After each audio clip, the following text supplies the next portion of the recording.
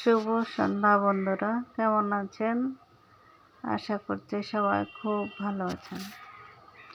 আজকে অল্প উপকরণ দিয়ে একটা সন্ধ্যাবেলার নাস্তা রেডি করছি।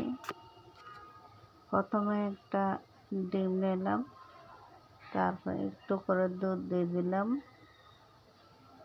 1 চামচ চিনি দিয়ে দিলাম। এরপরে ভালো করে মিক্স করে নেব।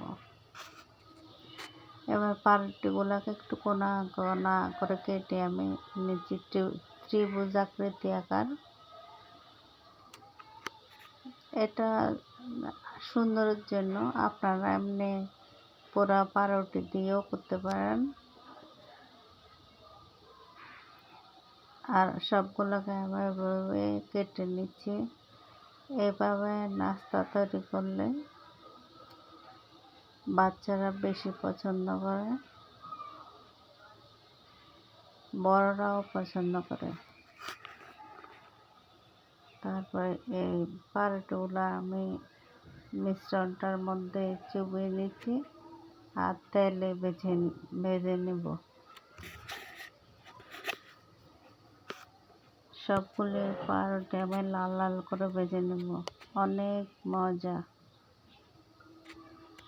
আমরা সবসময় চাই যে ছোটদের আবদারগুলো মেটাতে বা ভালো নাস্তা তৈরি করে দিতে। সবসময় ওরা তো একরকম খাবার খেতে চায় না, তাই বিভিন্ন রকমভাবে ওদেরকে খাওয়াতে হয়।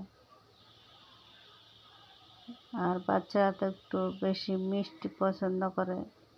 আর এইভাবে তো অনেকে বড়রা যারা মিষ্টি পছন্দ করে না, তাদেরকে চিনি দুধ না দিয়ে পেঁয়াজ কাঁচামরিচ দিয়েও ঝাল ঝাল করে একটা নাস্তা রেডি করা যায়। আমার আজকের নাস্তাটা আপনাদের কেমন লাগলো জানাবেন। অনেকেই জানেন, তাও আমি আমার মতো করে দিলাম। আপনাদের কেমন লাগছে জানাবেন।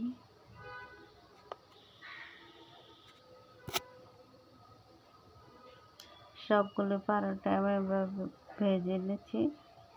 এখানে একটা ডিম দিয়ে 6 পিস নাস্তা হয়ে গেল।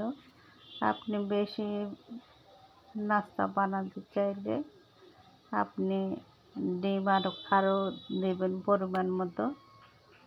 অর্থাৎ একটা ডিম দিয়ে 6টা নাস্তা হয়ে গেল।